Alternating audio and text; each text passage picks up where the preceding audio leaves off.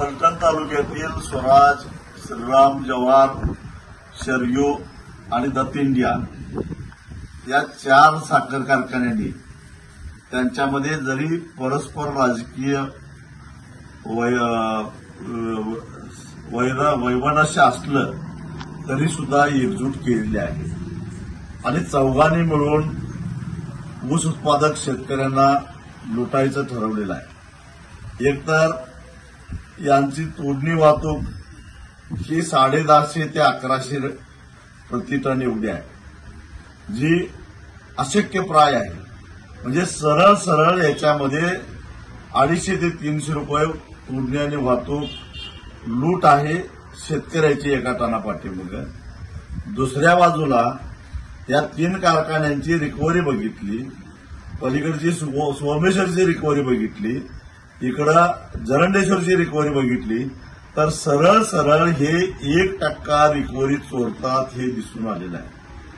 1% recovery याचा अर्थ एफआरपीच्या सूत्रानुसार 346 रुपये.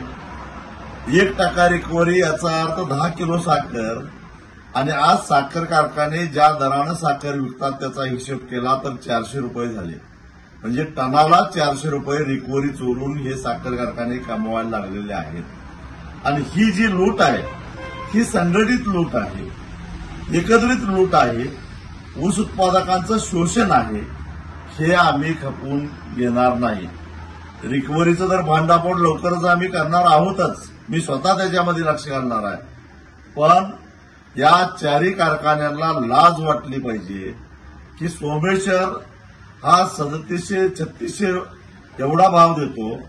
इकडं सातारा जिल्ह्यातले बाकीचे सगळे साखर कारखाने 3500च्या वर गेलेले आहेत. कोल्हापूर जिल्ह्यामध्ये 3700 पर्यंत ऊसाचा भाव आलेला आहे.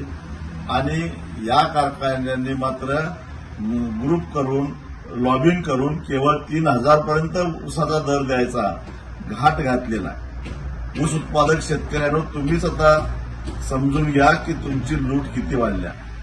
तुमचा किती टन ऊस जाणार आहे त्याला 400 रुपये न गुणा, म्हणजे किती 1000 रुपयाची, किती लाख रुपयाची तुमची लूट झाली हेही तुमच्या लक्षात येईल. आणि हे कशासाठी, तर या चोरांनी एक ग्रुप केल्यामुळे हे तोडून काढायचं आहे.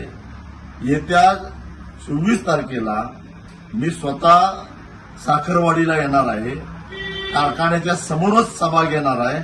या सगळ्या गोष्टीचा भांडाफोड करणार आहे. मोठ्या संख्येनं यांना बाप दाखवणे तर श्राद्ध कर अशी अवस्था आणून सोडल्याशिवाय सोडणार नाही.